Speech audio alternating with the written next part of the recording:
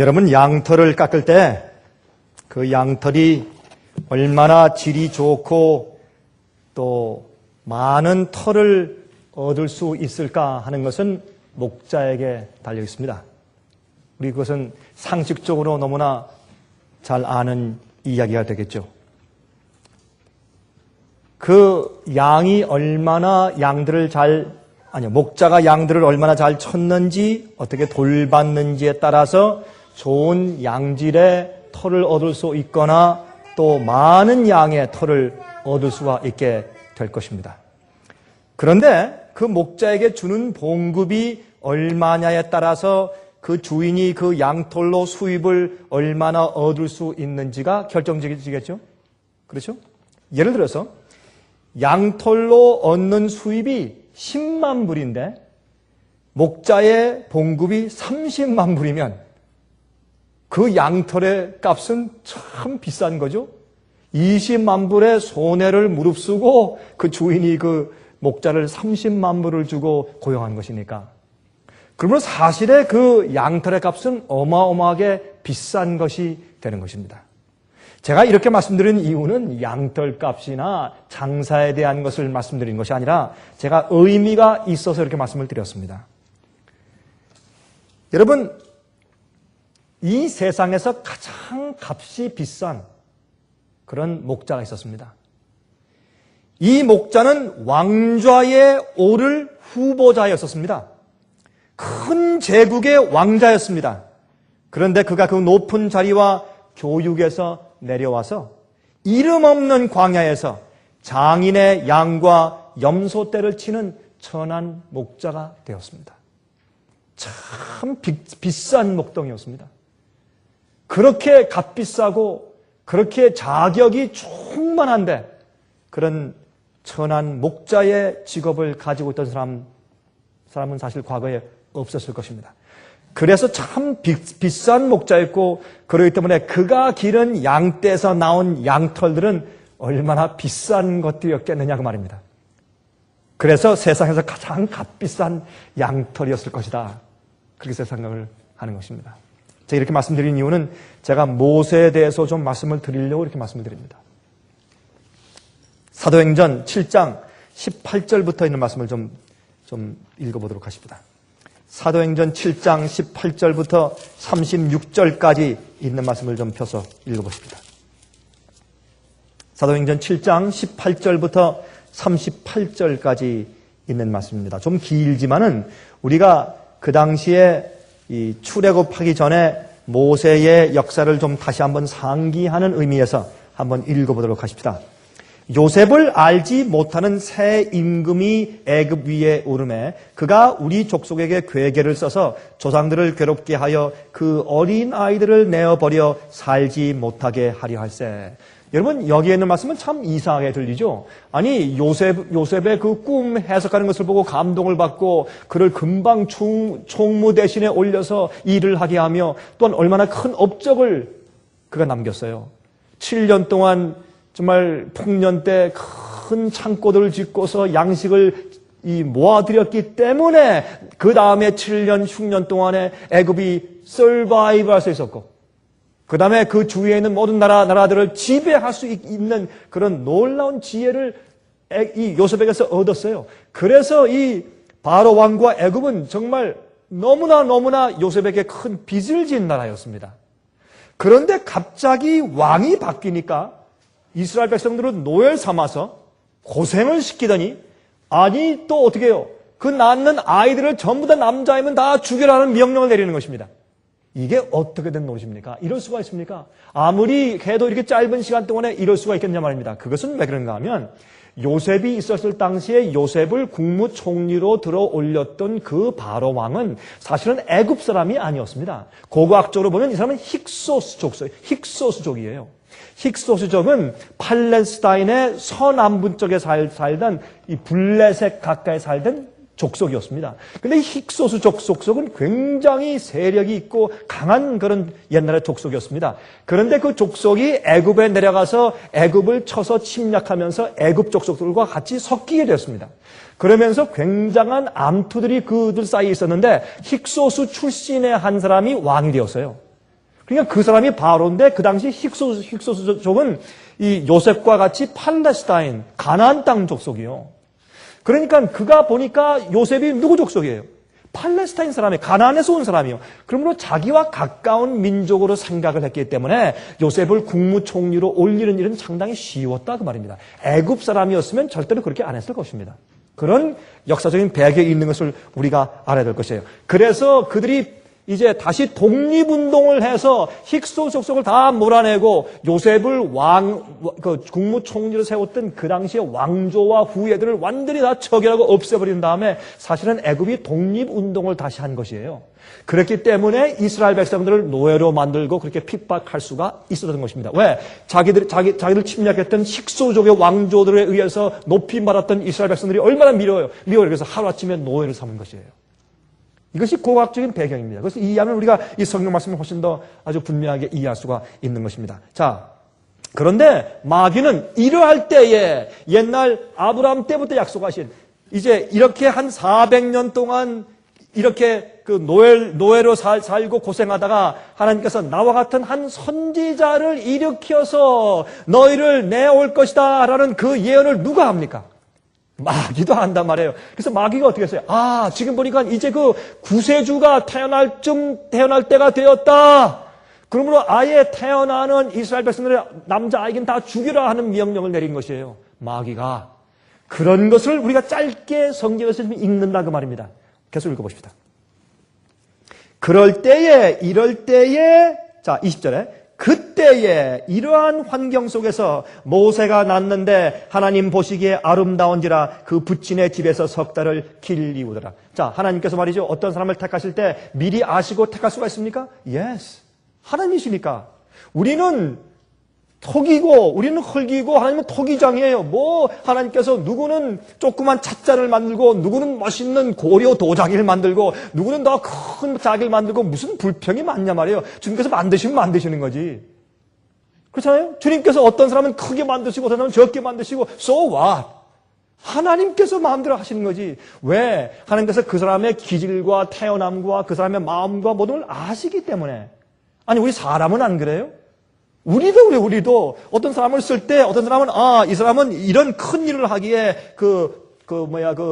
그릇이 되고 이 사람은 이렇게 할 만큼은 안 되겠다 해서 우리도 선택하잖아요. 하물며 하나님이 사람을 선택하시는데 왜 이렇게 잔말이 많은지 모르겠어요. 우린 참 하나님께 불평이 많아요. 하나님이시여 저 같은 동창인데 저 사람은 저렇게 잘 되고 나는 이렇고 저 사람은 저렇게 높이 되는데 난 이렇고 그렇게 할 필요가 없어요. 우리가 가지고 내가 있는 처지와 행물에서 만족할 줄 배워야 돼요. 그게 만족이요. 그래서 이 만족하기를 배우지 않는 사람은 탐내게 되고 탐내면 열째 계명을 어기고 탐내는 사람은 반드시 죄에 빠져요. 그 문제가 생기는 것이에요. 그래서 우리는 하나님께서 모세가 어릴 때부터 그가 이제 구원자가 될 것을 알고 택하셨어요. 그를 보호하셨어요. 왜? 하나님께서 그걸 아시니까. 그들의 부모의 신실함을 알기 때문에 그가 어떤 기질을 가지고 태어날 줄 아시고 그가 얼마나 하나님께서 교육시키면 어떤 사람이 될 것을 주님께서 아셨어요. 하나님께서 미리 아시는 것까지 우리가 불평할 필요가 있어요? 불평할 필요가 없어요. 그래서 우리가 사실 이런 것을 보면서 하나님께서 모세를 택하신 그 이유를 이해하게 되는 것입니다.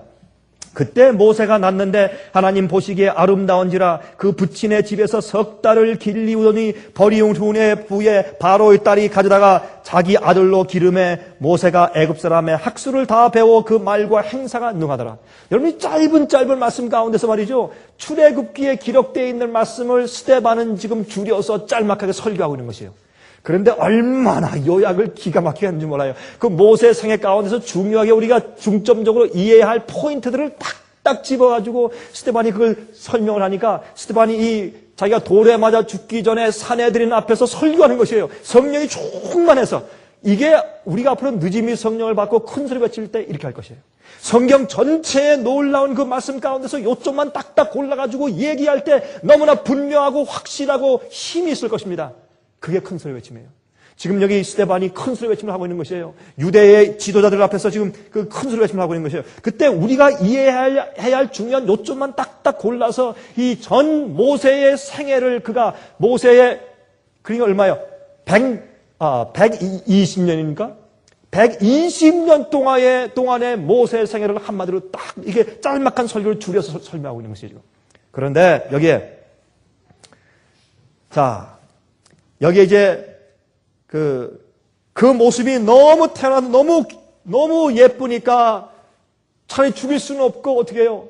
이 엄마가 할 수 없이 자기 딸 미리암과 작전을 세우고 갈대로 상자를 만들고 거기에 이제 이 골타를 칠해가지고 물 들어오지 않게 하고 거기에 또 여러 가지 이렇게 천을 싸고 거기에 아기를 놓고서 기도하고 그것을 나일강에 떠내려 보냅니다. 그것은 성령의 감동이었어요. 하나님께서 그렇게 하라 그랬어요. 그들이 그런 감동을 받고 그래서 떠내려 보내면서 얼마나 이 엄마 기도했을까요? 떠내려 보내는데 하필이면 그것이 돌아와서 하필이면 바로의 공주가 목욕하는 데로 갔어요. 그게 주님의 섭리죠. 그렇죠? 천사가 아마 이렇게 조금씩 이렇게 아마 키를 틀어줬을 거예요. 여기 와라 이렇게. 또 마귀는 글로 못 가게 하려고 굉장히 애를 썼을 것이에요. 우리 모르지만은 이렇게 틀어서 이제 그쪽으로 갔습니다.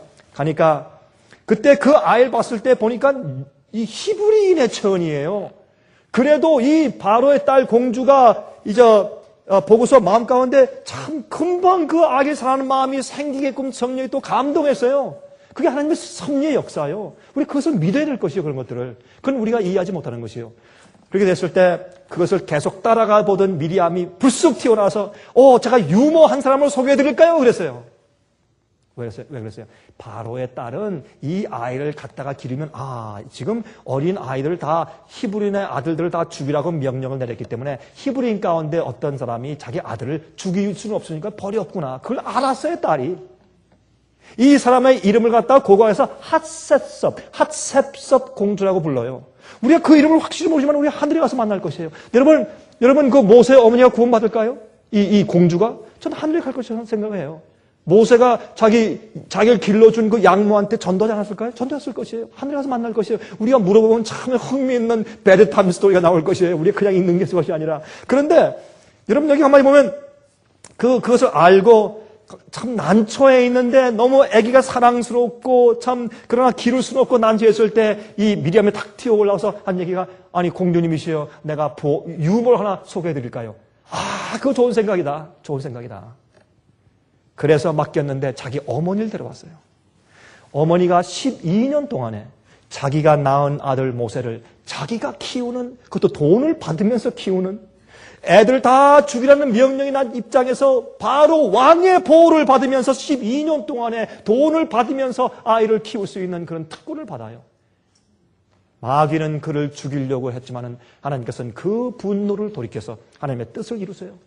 우리 생애 가운데서 마귀가 우리를 넘어뜨리고 우리를 없애려고 그렇게 애를 쓰고 우리를 고통 주려고 애를 써도 하나님께서는 그것을 돌이켜서 우리를 오히려 하늘의 왕자에 올리시기 위한 주님의 작전을 바꾸세요. 그게 주님의 은혜예요. 그것을 바라볼 수 있는 그 섭리를 볼 수 있는 것이 우리의 믿음일 것입니다. 자, 그런 다음에 여기 보십시다. 그때의 그 어머니가 이 요게벳이 모세를 키울 때 12년 동안에 얼마나 열심히 키웠을 것이에요. 여러분들이 여러분의 자녀를 키울 시간이 얼마밖에 없다라는 정확한 시간이 주어진다면 여러분들 무엇을 가르치겠어요? 목숨을 다해서 앞으로 애굽 궁전에서 살 때 이길 수 있는 것을 가르칠 것이 아니에요. 그래서 그는 아브라함의 하나님과 이삭의 하나님과 야곱의 하나님과 요셉의 하나님을 가르쳤어요. 모세는 어릴 때 12살 때 충분히 그가 가정교육을 받았기 때문에 궁전에 가서 그 놀라운 학습을 했더라도 그는 하나님을 버리지 않았어요. 그만큼 어릴 때의 교육은 중요한 것입니다. 어릴 때 받은 감동은 중요한 것입니다. 자, 그 다음에 그래서 그가 22절 모세가 애굽 사람의 학술을 다 배워 그 말과 행사가 능하더라. 그가 놀라운 작전가가 되었어요. 이 수사학자가 되었어요. 그는 장군이 되었어요. 전쟁에 능한 자가 되었어요. 23절 나이가 40이 되매 그 형제 이스라엘 자손을 돌아볼 생각이 나더니 한 사람의 원통한 일 당함을 보고 보호하여 압제받는 자를 위하여 원수를 갚아 애굽 사람을 쳐 죽이니라. 저는 그 형제들이 하나님께서 자기의 손을 빌어 구원하여 주시는 것을 깨달으리라고 생각하였으나 저희가 깨닫지 못하였더라. 여러분, 모세는 실수한 게 아니에요. 모세는 자기가 이렇게 했을 때 자기의 동족들이 깨닫고 때가 되었다고 자기와 함께 봉기를 일으켜서 혁명을 일으킬 줄 알았어요. 모세는 실수해서 때려 죽인 것이 아니에요. 자기가 가만히 보니까 어떻게 해요? 지금 이 노예를 이제 부리는 slave master, taskmaster. 그렇죠? 모세를 부르는 태스크마스터가 일 잘 못하는 사람을 보고 그냥 택짓하면서 너무너무 심하게 때리고 있어요, 지금. 그런데 보니까 그 주위에 노예들이 측은하게 쳐다보지만 어떻게 할 수 없어서 다 지금 눈물 먹은 그런 눈망울로 다 쳐다보고 있는 바로 그 저로 찬스에 모세가 딱 뛰어들어가서 그 사람을 쳐 죽여버렸어요. 그러니 이때 노예들이 어떻게 할 것이요? 와 하고 지금 번개에서 일어날 거 아니에요. 그 기회를 포착하려고 했는데 웬걸요? 아무도 히브리인 가운데 모세를 뒤에서 받들고서 일어난 사람이 한 명도 없어요. 그 다음날 가서 보니까 또 히브리인과 히브리인끼리 또 싸우고 있어요. 가서 왜 그러냐고 말리니까 너는 어제 애굽 사람 죽이더니 이제 우리를 또 죽이려고 하느냐? 그랬어요. 이 사실을 듣고 자기의 작전이 자기가 원래 군사학교에서 배운 형령에 대한 작전술로 이게 이루어지지 않는 것을 깨달았어요. 그리고 또 바로가 그 소식을 듣고 분노하기 시작했어요. 그래서 그는 지금 완전히 샌드위치가 되었어요. 바로의 분노와 이스라엘 백성들이 자기에게 협력하지 않고 인정하지 않아요. 깨닫지를 못해요. 한 가지 길밖에 없어요. 도망가는 길밖에 없어요. 그래서 미디안 광야로 도망간 것이에요. 이게 모세의 이야기입니다. 여러분, 우리도 많은 경우에 하나님의 일을 할 때 인간적인 방법으로 하려고 해요. 그런 유혹이 우리에게 얼마나 많은지 몰라요. 그런 실수를 또 우리가 가끔 해요. 우리 여기서 배울 수 있는 것은 하나님께서는 하나님의 방법으로만 일을 하세요. 자, 또 뒤에 가서 보십시다. 26절, 이튿날 이스라엘 사람이 싸울 때 모세가 와서 화목시키려 하여 가로되 너희는 형제라 어찌 서로 해하느냐 하니 그 동물을 해하는 사람이 모세를 밀들여 가로되 누가 너를 관원과 재판장으로 우리 위에 세웠느냐? 내가 어제 애굽 사람을 죽임과 같이 또 나를 죽이려 하느냐? 모세가 이 말을 인하여 도주하여 미디안 광야 땅에서 나그네 되어 거기서 아들 둘을 낳으니라. 그는 이제 끝났어요. 그는 마음 가운데 어릴 때 어머니에게서 배웠어요. 이 민족을 해방하는 일을 해야 된다고. 하나님께서 400년 이후에 구원자를 세우실 것이라는 예언을 그는 듣고 배웠어요. 하나님께서 자기를 택할 수 있다고 자기 생각을 했어요. 이스라엘 백성들 동족들의 괴로움을 보았어요. 그리고 또 자기가 이제 유명한 장군이 되고 그런 것을 학교에서 배우면서 내가 이런 기술들을 이 백성들을 해방시키는 일에 사용해야 되겠다고 생각을 했어요. 그러나 그의 기대가 완전히 무너지고 어려움이 닥쳐왔을 때 그는 낭망하여 도망해서 도망자가 됩니다.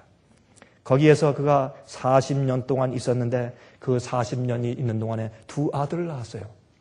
나중에 그 누이 미리암이 조롱할 정도의 얼굴이 약간 까무잡잡한 그런 흑인 비슷한 여인을 부인으로 얻었어요. 사람들에게 좀 조롱을 받았어요. 그 부인 때문에 또. 그런 경험을 했어요. 모세는 내려갈 대로 다 내려가서 바닥을 쳤어요. 40년 동안. 근데 바닥을 치는데 어디까지 쳤는 줄 아세요? 30절 읽어보세요. 30절.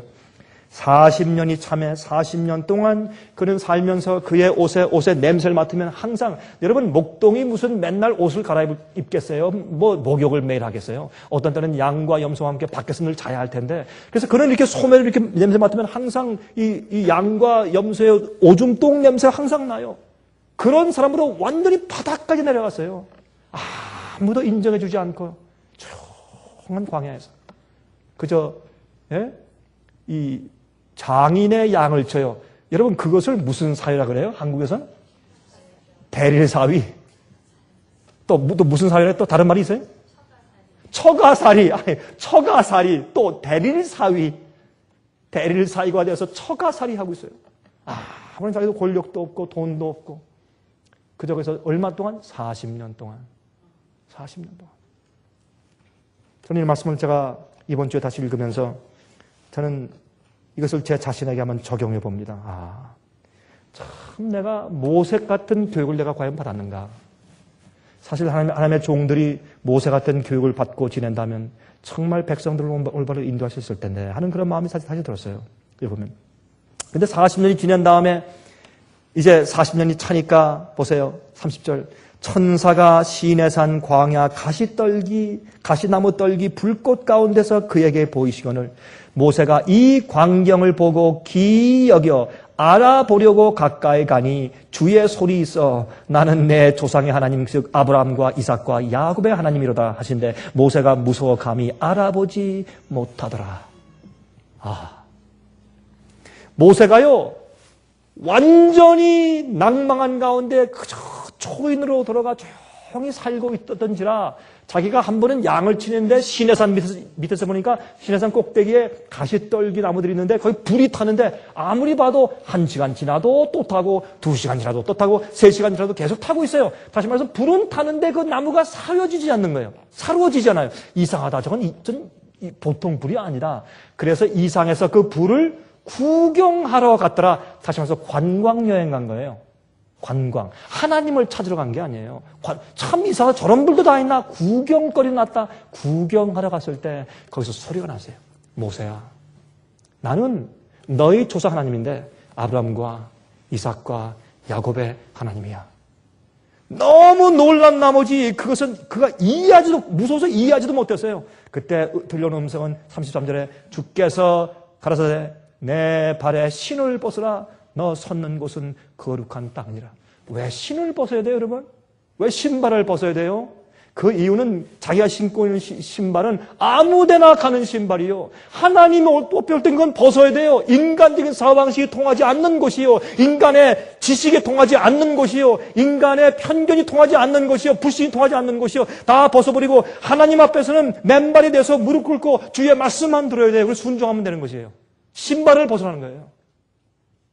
세상에 아무데나 왔다 갔다 하고 이런 대학 가고 저런 대학 가서 이런 이론 배우고 저런 이론 배우고 이런 인간의 지식 배우고 이런 작전 배우고 이런 기질을 배우고 다 한 다음에 그런 인간의 생각 가지고 하나님의 일을 하려고 하는 것이 아니라 하나님께 나올 땐 다 벗어버리라 이거예요.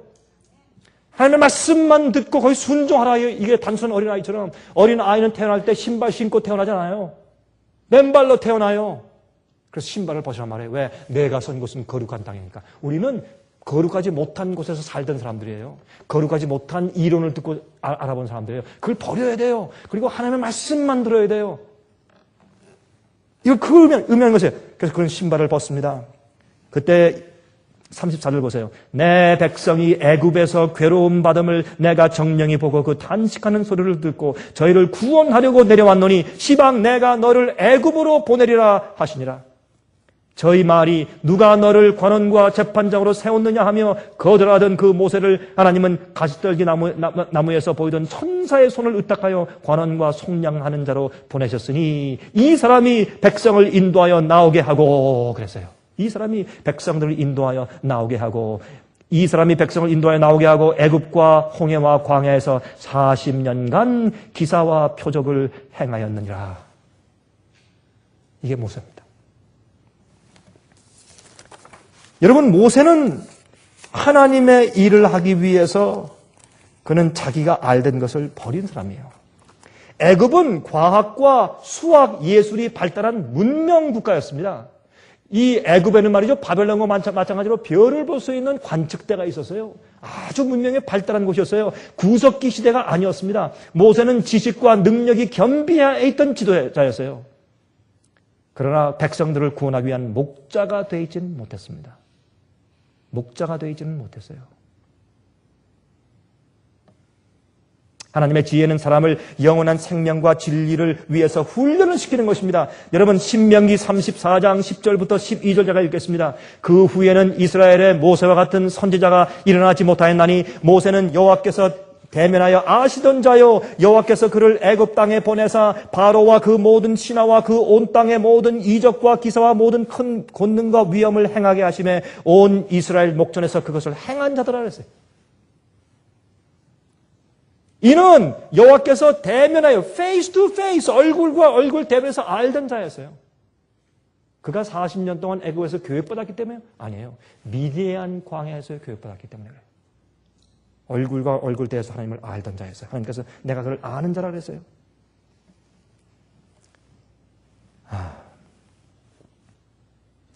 그의 훌륭한 가정교육은 12년 동안에 어머니에게서 배운 가정교육은 애굽의 궁전의 교육을 이길 수 있었습니다.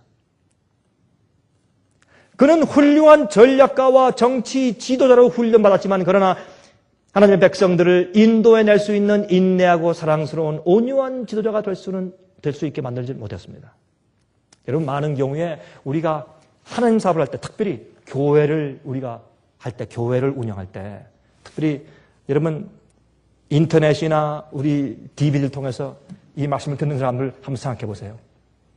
오늘날 교회를 운영하는 방법이 어떤 것들이에요? 어떻게 교회를 운영하고 있습니까? 그것은 세상에서 받은 교육 사상과 방법대로 하고 있잖아요. 오늘날의 교회의 성장학은 어떻게 하면 회사의 이익을 성장시킬 수 있는가 하는 방법에서 나온 것 아니에요? 그것을 받아들여가지고 교회 성장학을 만들어 놓은 거 아니에요? 특히 진리와 복음을 전하는 방법을 대중이 선호하는 방법으로 바꿨어요. 원칙이 무엇인가, 성경 말씀과 진리가 무엇인가, 그건 둘째예요. 어떻게 해야 더 많은 사람들을 교회에 오게 할 수 있을까? 어떻게 해야 대다수가 선호하는 방법을 사용할 수 있을까? 어떻게 하면 우리 교회가 인기가 있을까? 어떻게 하면 우리가 더 대중적이 되어서 더 많은 사람들이 교회에 와서 앉아있게 할 수 있을까? 일단 앉혀놔야 우리가 진리를 가르칠 수 있지 않는가? 이것이 초대교회가 타락한 이유가 아닙니까? 잘못한 이유 아닙니까?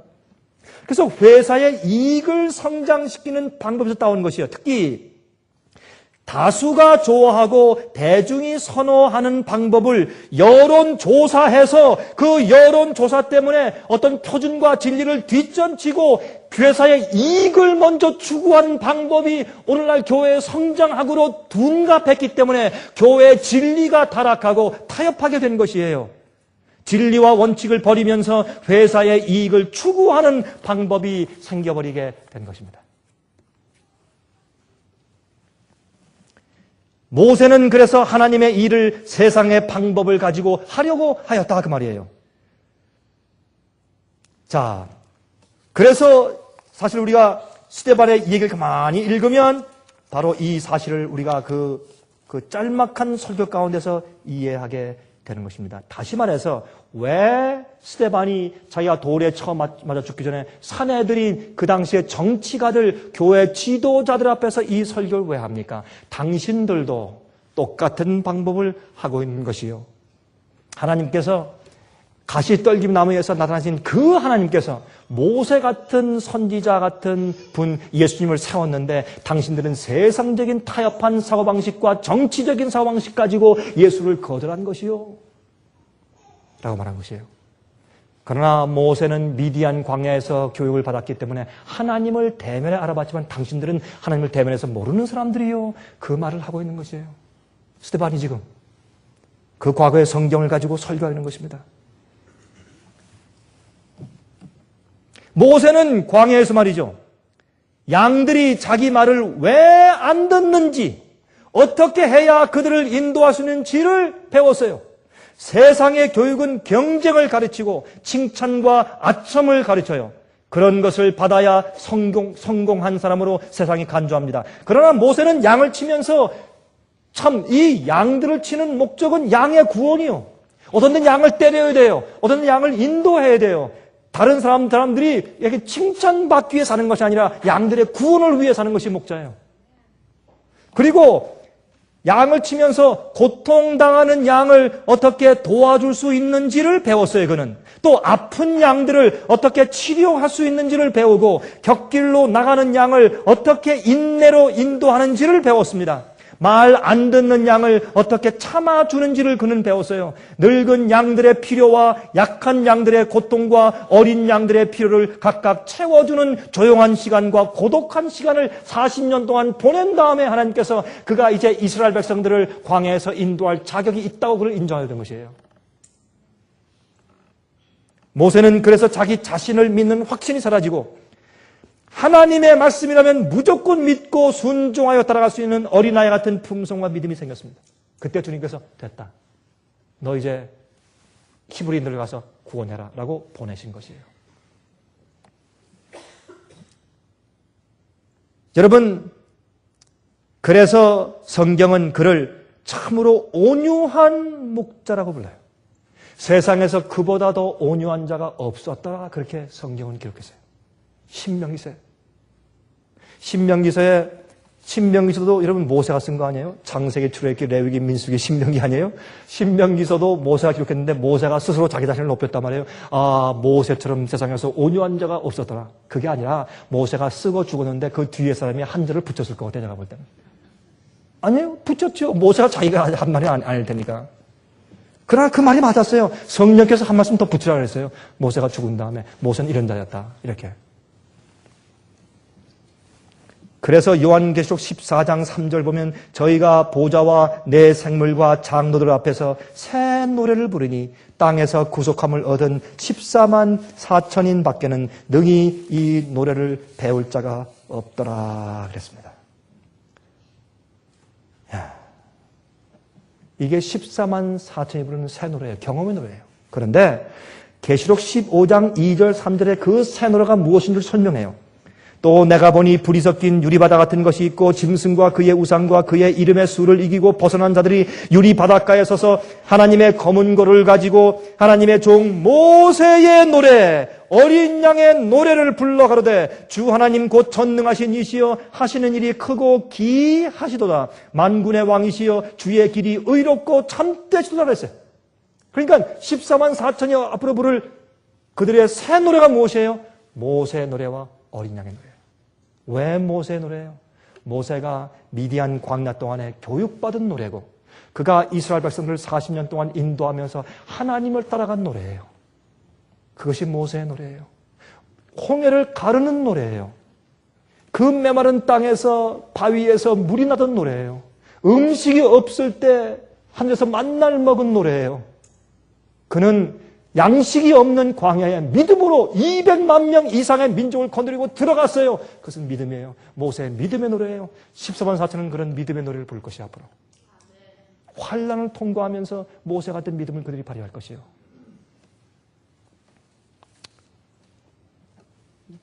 여러분, 현재 이 세상의 역사는 성경의 예언대로 끝마칠 때가 되었다는 사실을 증명이라도 하듯이 모든 면에서 위기 상황들을 재현하고 있습니다. 여러분 제 말에 동의하시죠? 심각한 일기의 변화. 여러분 알고 전 대통령 후보는 최근에 그가 다큐멘터리를 만들었어요. 자기는 이 일이 자기가 옛날에 하던 정치보다 더 중요한 일이기 때문에 난 이게 이렇게 중요한 건지 몰랐습니다. 하고 내 일에 내 생을 바치겠다고 하면서 다큐멘터리를 만들었어요. 알고 전 대통령 후보가. 그는 이렇게 말했어요. 지금의 이 글로벌 워밍, 그걸 뭐라 그러죠? 글로벌 워밍을? 예? 맞아요. 자꾸 그냥 그런 단어를 잊어버려요. 지구온난화 현상. 지구온난화 현상 때문에 지금 큰일 났다 이거예요. 옛날에 이것은 앞으로 200년 안에 큰일이 온다 그랬다가 나중에 아니다 100년 안에 아니 50년 안에 이렇게 하다가 지금 아니다. 우리가 여기에 신경 안 쓰면 앞으로 10년 안에 지구는 멸망할 수 있다. 이것이 알고 전 대통령의 결론이에요. 자기가 이런 것을 연구한 다음에 큰일 났다 이게. 난 이 일 위해서 이제 앞으로 내가 남은 예산을 바치겠다 하고 다큐멘터리를 만들어냈어요. 알고 전 대통령 후보가. 그만큼 이 문제는 이 지구는 엄청난 위기의 상황 가운데 처해 있어요. 또 한 가지. 90년 만에 전 세계 온역과 유행성 질병이 지구를 위협하고 있어요. 조류 독감. 그렇죠? 이거는 만약에 이것이 인간에게 점프해서 퍼지기 시작하면 아무도 막을 수 없는데 옛날에 1900년도 초기에 있었던 흑사병으로 수천만 명이 죽은 것처럼 똑같은 질병이 미국을 이 세상을 위협하고 있다 그랬어요. 우리가 알고 있는 사실이에요. 또 엄청난 경제적인 몰락의 위기가 도사리고 있습니다. 우리는 한국 사람들이니까 한국 사람 얘기 좀 할까요? 지금 한국에 있는 경제적인 위기는 이번에 경제적인 위기가 터지면 이번에 이 북핵 문제 때문에 한국에서 조마조마하죠. 경제적인 위기가 터져버리면 옛날 IMF 때보다 100배가 더 크다는 100배. 옛날 IMF 시대의 위기는 유치원이에요, 유치원. 앞으로 올 것은 너무 크기 때문에. 여러분, 이것은 한국뿐만 아니라 온 세계적인 문제예요. 미국은 큰 경제적인 지금 위기에 지금 처해 있어요. 그러나 계속해서 이렇게 지금 매니플레이션을 해서 조작을 해서 계속 끌어나가고 있지만 그러나 뭐 참으로 진실된 정직한 경제학자들은 또 정확하게 말하고 있어요. 그러므로 하나님께서 바람을 붙잡고 있어요. 그렇지 이것은 다 지금 굉장히 어려운 그런 상황을 재현시키고 있어요. 또 현재 이 이락의 문제, 이락은 내전이 생겨요 지금. 남북전쟁처럼 시빌워 내전이 지금 생기고 있어요. 두 이슬람 파 사이에 지금 전쟁이 생기고 있어요. 한 파는 어떻게 시아파와 수니파가 전쟁하고 있어요. 그게 무슨 말이에요? 미국과 협력한 파와 그다음에 또 어떻게 혁명 일으킨 파 사이에 전쟁을 일으키고 있어요. 큰 문제에 봉착하고 있어요 지금 이것 때문에. 그런데 또 한 가지 이란 핵 위기, 이건 보통 위기가 아니에요. 큰 위기요. 이란의 핵 위기. 거기다가 또 설상가상으로 북한의 핵 위기. 북한은 말이죠 지난번에 여러 개의 그냥 미사일을 쏴버렸어요. 그것 때문에 어떻게 해요? 일본이 우리가 다시 이제 재무장해서 우리도 이제는 핵무기를 만들자 하는 말에 힘을 실어주게 되었어요. 2차 대전을 진 다음에 일본은 중립국가로 만들어 놓고 무장국가가 될 수 없어요. 이젠 무장국가가 돼도 세계에서 말을 할 수 없게끔 돼버리고 말았어요. 북한의 핵무기 때문에. 여러분 북한의 핵위기는 심각한 것이에요. 세계 전쟁을 일으킬 수 있는 심지예요. 이란의 핵위기 마찬가지예요. 이란 문제 마찬가지예요. 그런데 지금 당장 뭐가 터졌어요? 중동 지방에 위기가 생기는데 팔레스타인 가자 지구의 분쟁이에요. 여러분 가운데 어떤 분들이 이게 무슨 말인지 모르실 것 같아요. 제가 잠깐만 설명드릴까요? 제가 정치 문제를 말씀드린 거 아니지만 이거 성경 이해 문제니까. 팔레스타인의 가자 지구 문제가 뭐냐? 팔레스타인 피에로가 너무 데모하고 이제 문제를 일으키니까 이제 미국과 이스라엘이 이제 협력하고 미국이 푸시를 해서 이스라엘이 오케이 좋다. 그러면 이제 팔레스타인 사람들이 살 수 있는 그런 지역을 따로 주어서 너희들 자치적으로 살게 했지만은 독립국가를 만들어주지 않았어요. 그러나 이제는 그 밑에 있는 가자 지역에 살고 있던 유태인들까지도 전부 다 철수시켜서 이쪽으로 오게 하고 그 땅까지 다 내주겠다. 팔레스타인한테 내줄 뿐더러 앞으로 어떻게 해요? 피에로 팔레스타인도 독립국가가 돼주게 하는 그런 수순을 밟겠다 이거예요. 그거를 세계 여론과 미국이 푸시함으로 할 수 없이 이스라엘이 그걸 하고 있는 중인데 또 자꾸 분쟁이 생겨가지고 지금은 어떻게 해요? 서로 싸움질을 하다가 팔레스타인 사람들이 이스라엘 군사 한 명 갖다 납치해가 버렸어요. 그걸 또 계기로 또 이스라엘 가서 그냥 비행기로 폭격하고 대포 속에서 막 가서 막 폭격하고 난리를 해가지고 또 그 국지 전쟁이 생겨버린 거예요. 그래서 팔레스타인은 능력이 없으니까 항상 당하게 돼 있죠. 그래서 굉장히 문제가 생겼는데 이러니까 이란과 시리아가 뒤에서 이 무장 세력과 테러주의자를 도와주고 도사리고 있다가 그때 어떻게 해요? 여러 방면의 전쟁을 일으키기 위해서 여러분 팔레스타인 쪽은 동쪽이에요. 이 이스라엘 동쪽 말고 북쪽에 있던 레바논의 남부에 살고 있는 그러니까 이스라엘 북부와 같이 맞물려 있는 그쪽에 레바논에 사는 헤즈볼라라는 그런 지역이에요. 헤즈볼라. 이 헤즈볼라 지역은 거기에는 무장 단체들로서 이스라엘과 싸우는 아랍 단체들이에요. 그 사람들이 항상 지난 25년 동안 분쟁을 해왔는데 이번에 또 거기서 로켓볼 쏘면서 그냥 막 전쟁을 해오면서 또한 이스라엘 군사 2명을 납치해갔어요. 그러니까 이스라엘 국가가 또 어떻게 해요? 이번에 비행기로 가서 지금 레바논 밑에 있는 헤즈볼라 그 도시를 갖다 계속 침공하고 다리를 부수고 하이웨이를 부수고 그다음에 또 비행장을 폭격하고 마치 이락을 공습한 것과 똑같이 하는 것입니다. 이게 무슨 말인지 아세요? 그때 레바논이 막 얘기하면서 부시 대통령 제발 막아주시오. 세계 언론들이셔 막아주시오 할 때 부시 대통령은 이스라엘은 스스로 자기가 자기들을 보호할 수 있는 권한이 있다 하고 일축해버렸어요. 그게 무슨 말이에요? 지금 이락 전쟁에 발이 묶여있는 이 미국이 북한과 두 사람을 상대하고 있는데 이란 문제나 팔레스타인 문제나 헤즈볼라 문제는 미국이 상대할 수가 없어요. 발이 묶여 있으니까. 그러니까 미국은 작전적으로 어떻게 하는 것이에요? 이스라엘 너희들이 처리해라. 이것은 뭐냐면 여러분 옛날에 이스라엘이 전쟁할 때 6.1 전쟁이 뭐예요? 저기 보니까 이란과 이락에서 여러분 핵무기 만들 수 있는 그런 가능성이 생겼어요. 어떻게 했어요? 비행기로 가서 그냥 그 실험 공장에 가서 폭격을 해버렸어요. 6일 동안 다 끝내버렸어요, 전쟁을. 여러분 그런 식으로 다시 말해서 지금 만약에 이번 기회에 지금 이 이슬람 테러주의자들과 미국이 이렇게 대치하고 있는데 지금 이때 이스라엘 가서 또 그렇게 공격을 해보세요. 왜? 지금 헤즈볼라와 묶여있는 것은 시리아와 이란이에요. 이란이 지금 핵 위기를 터뜨리지 않습니까? 이란이 만약에 이 헤즈볼라를 계속 치고 있는데 이란이 끼어들고 이래서 이란과 이스라엘 사이의 전쟁이 일어난다고 해봅시다. 세계는 쑥밭이 돼버려요. 왜 이런 일들을 하나님께서 막으시는가 하면 주님께서 사방바람을 붙여버리는 거예요. 다른 데 이유가 없어요. 여러분, 이런 것은 우리에게 무엇을 가르치느냐 하면 주의 백성들은 하나님을 단순하게 믿고 따라가는 어린 아이 같은 사람들인데 미디안에서 40년 동안에 교육받은 모세와 같은 경험을 하는 자들이어야 한다 그 말이에요. 그래야 그 사람들이 무슨 노래를 불러요? 모세의 노래와 어린 양의 노래. 아니요. 모세의 노래와 어린 양의 노래를 부르는 사람들. 아무리 어떠하더라도 하나님의 말씀은 그렇다고 믿고 죽으나 사나 그저 그 말씀대로 그저 내가 손해보나 매장되나 상관없이 그냥 밀고 나가는 그런 믿음만 행사하는, 그리고 자기를 믿지 않고 하나님을 믿고 주의 능력과 섭리를 믿으면서 우직하게 나가는 어린 양 같은 모세.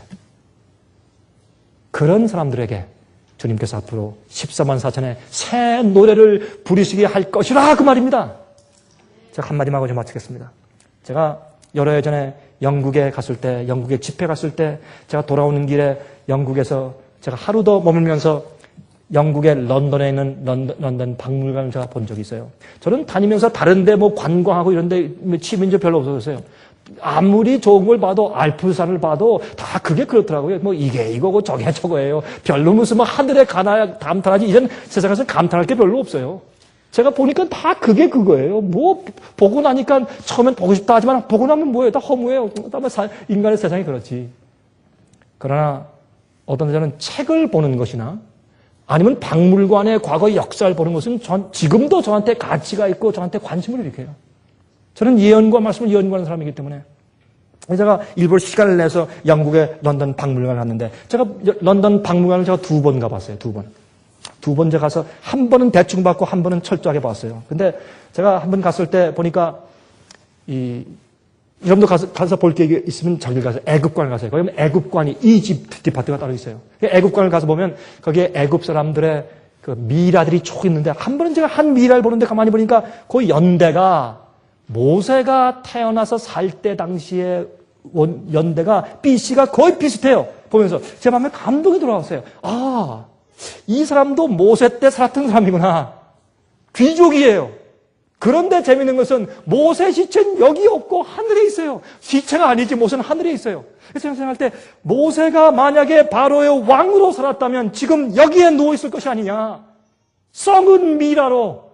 그러나 모세는 하늘에 있단 말이에요. 하늘에. 살아서. 예?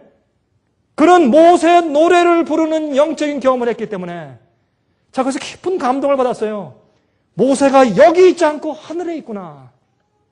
여러분이시여, 우리가 이 세상에서 사는 우리의 믿음과 사고방식은 우리의 미래를 선택해 주어요. 우리가 어떻게 살아야 합니까? 모세의 노래를 부르고 어린 양의 노래를 부르는 백성들 되시기를 간절하게 바랍니다. 하늘에 계신 우리 아버지, 오늘은 모세를 인도하신 하나님의 섭리를 통해서 저희 자신을 성찰하고 배웠습니다. 주여, 저희도 앞으로 모세의 노래를 부르며 어린 양의 노래를 부르길 원합니다. 저희가 세속적인 것과 아이디어를 버리고 하나님의 방법을 선택하기 원합니다.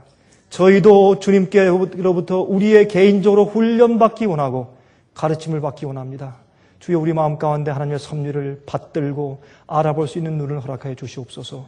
저희의 부족함을 사하여 주시며 저희를 하나님의 품성으로 꼴지어 주시옵소서. 예수 그리스도의 거룩하신 이름을 의지하여서 간절하게 기도합니다. 아멘. 은혜 많이 받으셨습니까? 지금까지 들으신 이 생애의 예배 설교는 간절한 마음으로 진리를 찾는 분들과 정직한 양심으로 말씀을 받아들이고 언제나 진실이 무엇인지를 생각하는 그리스도인들을 위한 말씀입니다. 주변 가족들이나 친지들 중에 말씀을 사모하고 순결한 신앙을 갖기 소원하는 분들이 계시면 생애의 빛 예배 설교 테이프를 소개해 주시기 바랍니다. 매주 원하시는 분들의 가정으로 직접 배달되는 생애의 빛 예배 설교는 개인의 신앙 부흥이나 소규모 그룹 예배를 위하여 비디오와 오디오 테이프, DVD, CD로 제작되었습니다. 생애빛 예배설교 테이프를 원하시는 분들은 1-877-704-1004번으로 전화하여 주시기 바랍니다. 생애의 빛은 각종 미디어, 즉 출판물, 텔레비전, 비디오, 오디오 카세트 테이프, DVD, CD, 그리고 웹사이트를 통하여 복음을 전하는 미디어 선교 기관입니다. 생애의 빛에서 이루어지는 선교 사업을 크게 5가지로 나누어 소개하면 다음과 같습니다. 첫째로 생애의 빛은 가정과 건강과 참된 신앙을 소개하는 월간지 살아남는 이들을 매달 발간하고 있습니다. 가정과 건강 문제뿐만 아니라 참된 신앙과 성경에 나타나 있는 중요한 진리들에 대하여 매달 깊이 있게 다루는 최고의 신앙지입니다. 둘째로 생애의 빛은 미국의 주요 도시에서 텔레비전 선교 방송을 하고 있습니다. 많은 분들은 생애의 빛 선교 방송을 통하여 복음을 발견하고 새로운 생애를 살아가고 있습니다. 셋째로 생애의 빛에서는 우편 통신을 통하여 평신도들의 성경 연구를 도와드리는 성경통신학교를 운영하고 있습니다. 성경에 나타나 있는 중요한 문제들에 대하여 체계 있게 공부하기를 원하시는 분들은 성경 연구 단기 코스와 계시록을 통한 성경 교리 연구, 또한 요한계시록 연구 과목을 신청하시기 바랍니다. 교재 및 모든 비용이 무료인 생애의 빛 성경 연구 과정을 통하여 복음과 예언 문제를 가장 쉽고 체계 있게 공부하시기 바랍니다.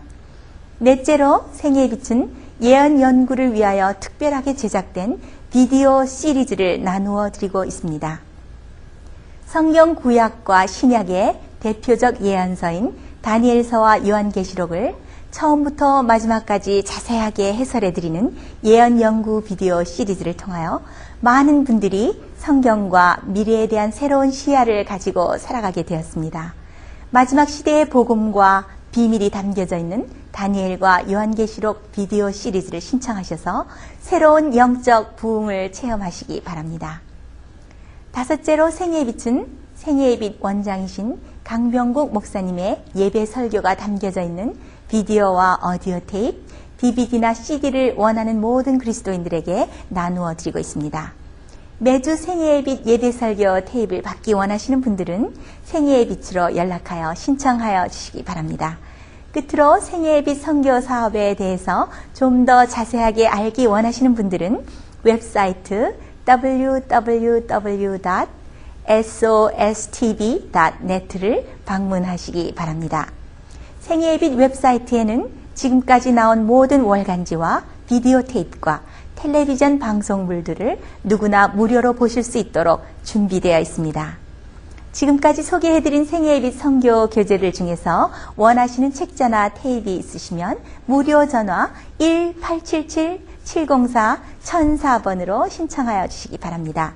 미국 동부 시간으로 월요일부터 금요일까지 9시에서 5시 사이에 전화해 주시기 바랍니다. 그럼 다음 시간까지 안녕히 계십시오.